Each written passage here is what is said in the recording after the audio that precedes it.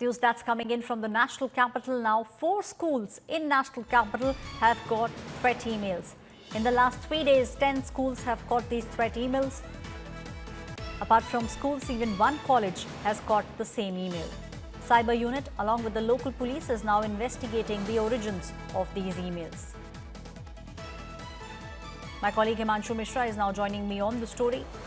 हिमांशु, हमने देखा है पिछले कई महीनों से ये जो एक कारवां चालू हुआ है कि स्कूल्स को थ्रेट मेल्स आ रहे हैं। आज भी 4 स्कूल्स को थ्रेट मेल गए हैं और पिछले 3 दिनों में लगभग 10 स्कूल को ऐसे मेल्स आ चुके हैं। बिल्कुल, और ये एक बार फिर से ट्रेंड देखने को मिल रहा है। सोमवार को सबसे पहले 2 स्कूलों में मेल आया सुबह तकरीबन 5 बजे के आसपास, और जैसे ही स्कूल ओपन हुआ और ऑफिशियल्स ने मेल देखा, उन्होंने फौरन कॉल किया।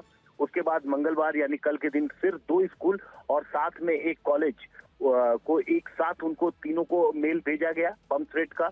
उसके बाद आज फिर से 4 स्कूलों को सुबह आया। सबसे पहले 5:30 बजे एक स्कूल को, फिर दूसरे, करते करते अब तक ऐश्वर्या स्कूलों की संख्या 5 पहुंच गई है, क्योंकि एक और स्कूल को जानकारी मिली है कि अभी अभी और मेल पहुंचा है। तो 5 स्कूल आज, यानी कि पिछले 3 दिनों में 10 स्कूल और एक कॉलेज को मेल आ चुके हैं। लगातार कोशिश की जा रही है जो ओरिजिन है कि आखिर कौन इन मेल्स के पीछे है, क्योंकि जो उनकी लैंग्वेज है वो लैंग्वेज समझने की कोशिश की जा रही है और ओरिजिन समझने की कोशिश की जा रही है।